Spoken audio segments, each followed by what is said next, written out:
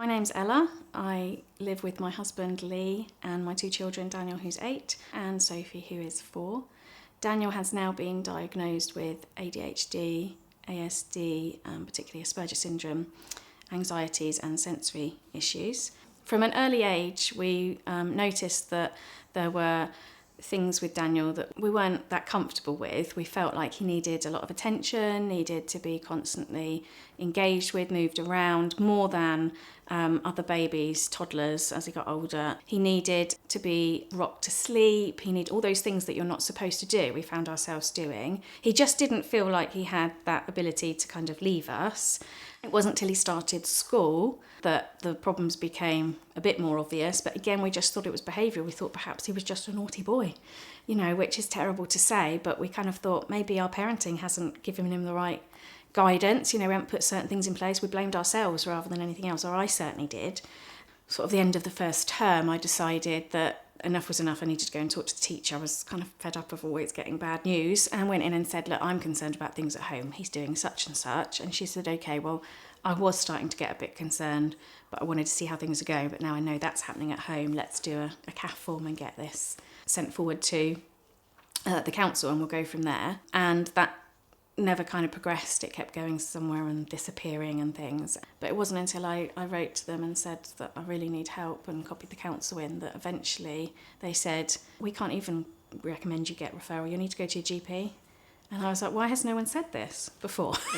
So I just didn't know what I was doing. Eventually went to my GP, who said, wait and see the paediatrician about the soiling. So we got referred for soiling. When I saw the paediatrician, she saw how he was behaving in the room and instantly said, you need a referral to CAMHS. After the paediatrician did the referral, we received a letter from Berkshire Healthcare Trust saying that we were on the ASD diagnostic pathway. I rang up to find out how long the waiting list had been, because I'd been warned it might be sort of 8-9 months. And they said that it was going to be about 8 to 10 months.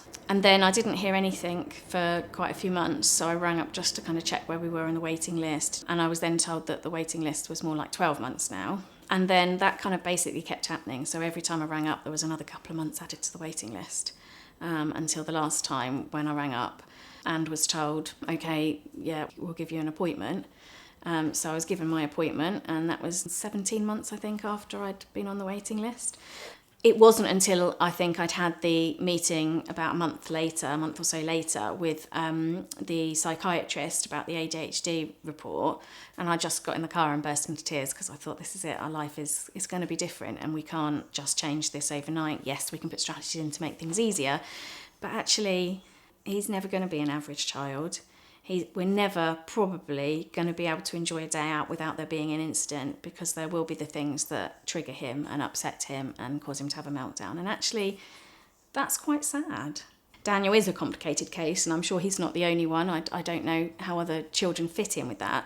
But having had lots of signs that pointed to bits of something and bits of something, we kind of felt that the assessment we would have would cover all of those things. Yes, we might need to be sent down other pathways after that, or we might need help from different services, but we felt it would look at Daniel as a whole, and it didn't, and we didn't realise that until unfortunately much later down the process.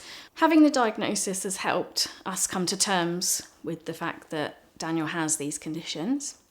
It has helped us to start looking at strategies that we might need to put in place, and to accept the things we might need to change as a household, as a family.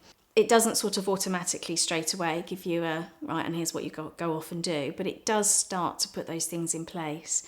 For me, one of the things that would have really helped would have been every now and again to have some sort of contact, just to let you know you're still on the waiting list, and the waiting list at the moment is X, Y and Z, because it's much nicer to be told that than have to make those phone calls and then be told that. So I think that proactive help would be really good for the people involved.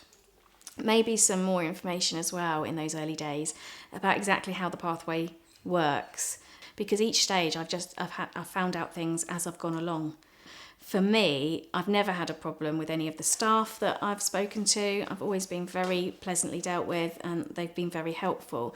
The issue is not about the people, and I don't think it would be for anybody that's even got angry. They're just frustrated. We're all just frustrated with the process, not knowing where we're going, not knowing what help we're going to get and when. And these long waiting times obviously really don't help the situation. When you make a phone call to find out where you are and what help you're going to get, you're often already sort of on your knees, if you like. And to wait the amount of time that you have to wait, or to be pushed from pillar to post because you don't know as a parent where you're going, really doesn't help the situation, because you just feel like you're lost in a system that's too big and you don't know where to turn. My concern for other people is that I felt that I was one of the lucky ones that was able to negotiate the system and work my way around it, as hard as it was. But what about those other people that don't have a clue what they're doing, and are just sitting waiting, and how do they get the help that they need? Because it doesn't come easily. You do have to fight to get that information.